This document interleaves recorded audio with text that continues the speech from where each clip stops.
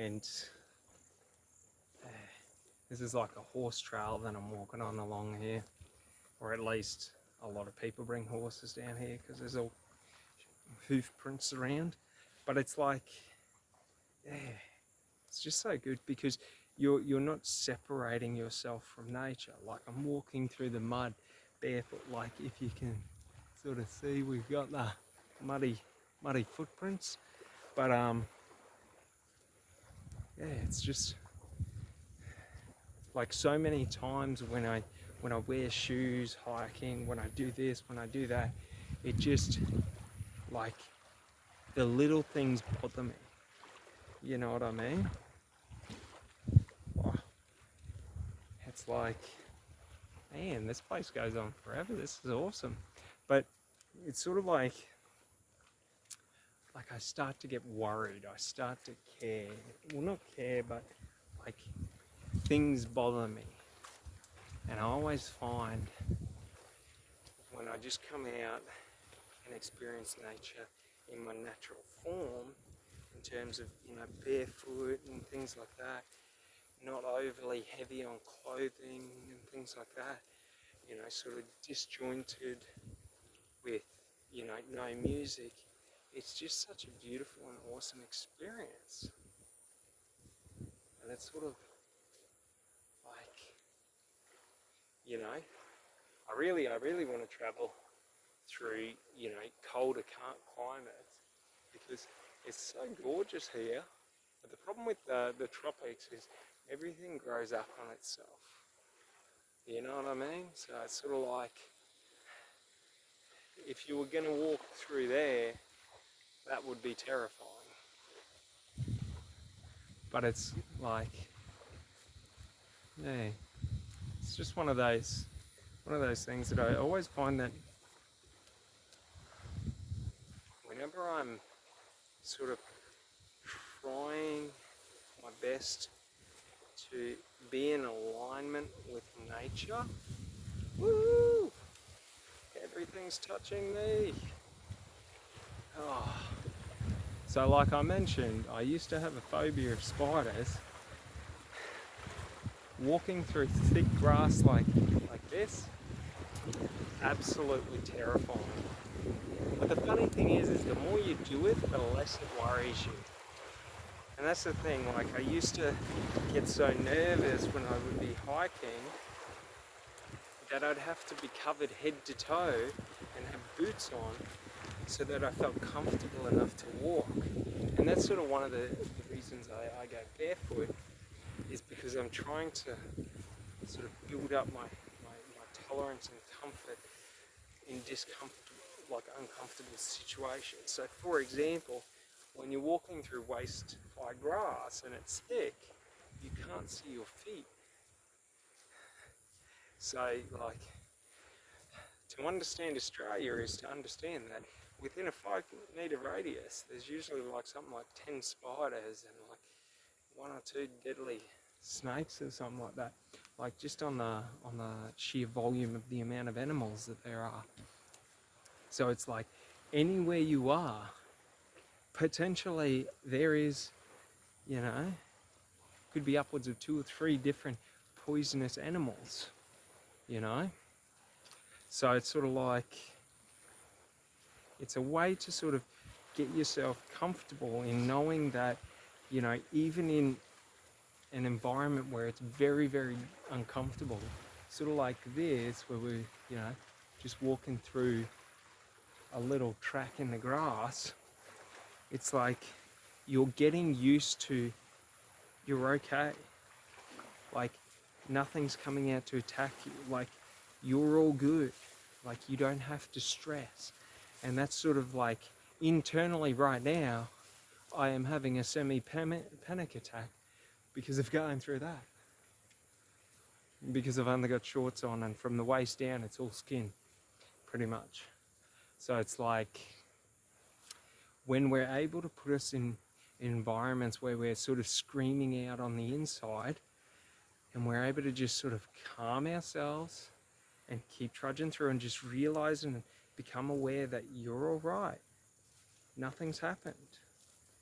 you're walking through waist-high grass and a snake hasn't bitten you, you know? I almost don't like talking about it while I'm walking because I don't want to call a snake over here to bite me, but you know what I mean? Like, it's okay. Like, that initial panic isn't real. Like, it's a fear-based response. And that's sort of an important thing for me is, you know, like when we're coming down here, if you can see the path, it's pretty, like, I'm not saying it's overgrown, but, you know, it's sort of like when we're able to just be in somewhere that terrifies us and just sort of stay calm, that is how we condition ourselves and overcome things, because we're sort of realizing and having the realization that, hey, I'm in the place that terrifies me, and I'm okay, I'm safe. Like, it's all good. Like, nothing bad has happened. And this is, for me personally, a very important thing, because throughout my childhood, like, I was a highly anxious person and highly stressed all the time. And walking through that, I would have like just been saying like something's going to attack me, something's going to bite me, and I would have been panicking and stressing and working myself up. So like, this is another form of pain training that I do, which is discomfort training. Putting yourself into uncomfortable and uncomfortable situations, like, and it's not like you have to go out and, like, you know, David Goggins it and do a 100k run. But it's like, what is something that makes you feel nervous and scared and sort of gives you that tightness in the chest?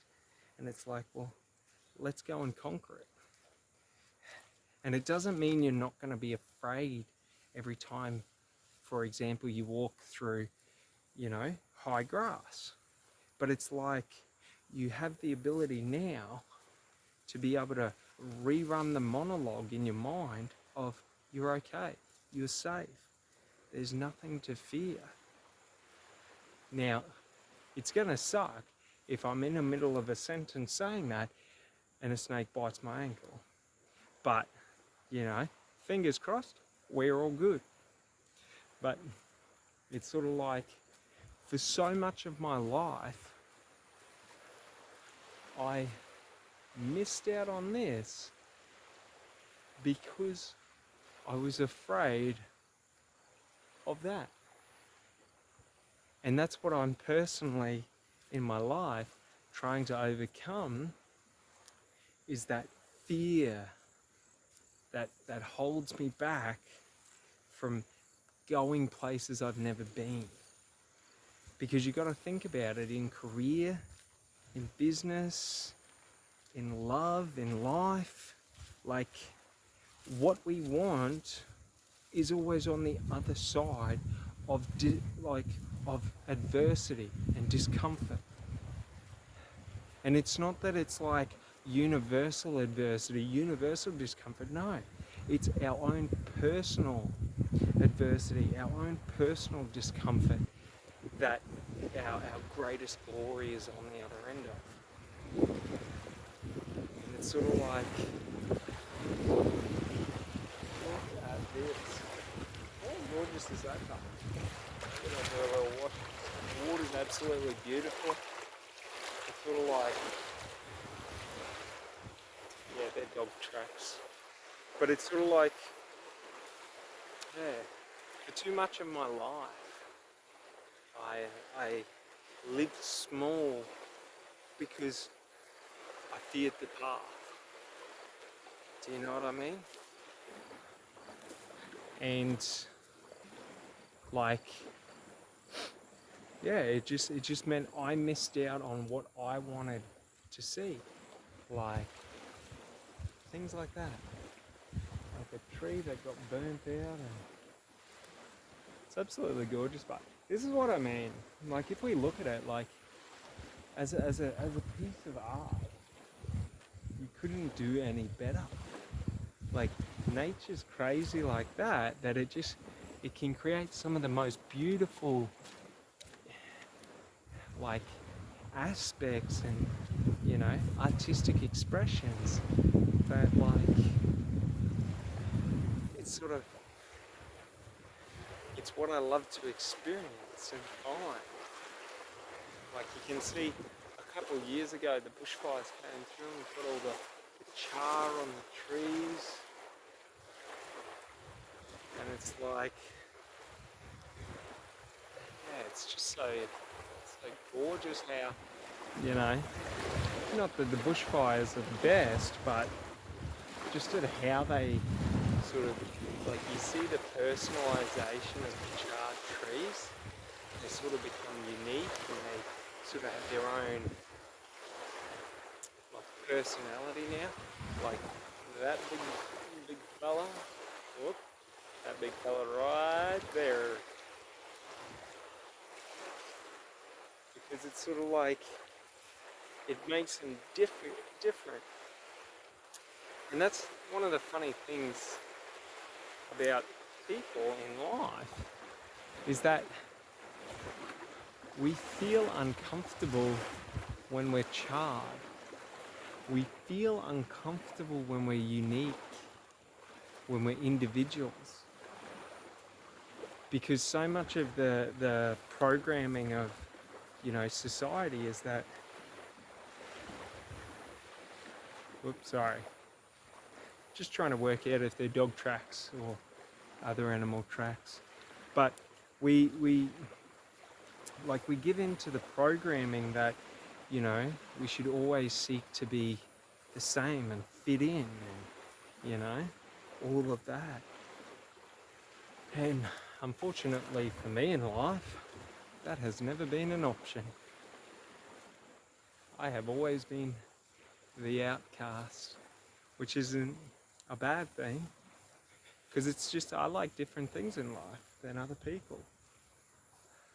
Like, there are so many people that absolutely love, like, check it out, we've got a bit of a flooded sort of forest from all the rain. We've got these beautiful spider webs. We've got this awesome grassland,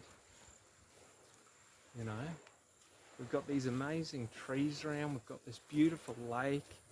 Like, you know what I mean? Like, in no way, shape or form. Sorry, just looking around for animals. Is that unique to me? But it's like, to so many people, the discomfort of this path would put them off the beauty around it.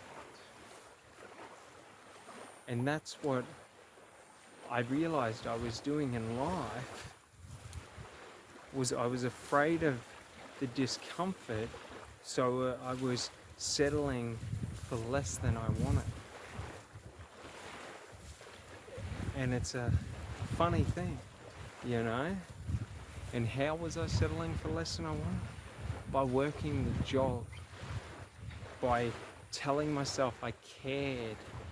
Not that I don't care about money. Well, I don't care about money, but I used to have to convince myself that money was the most important thing and I should always do whatever it takes to get money.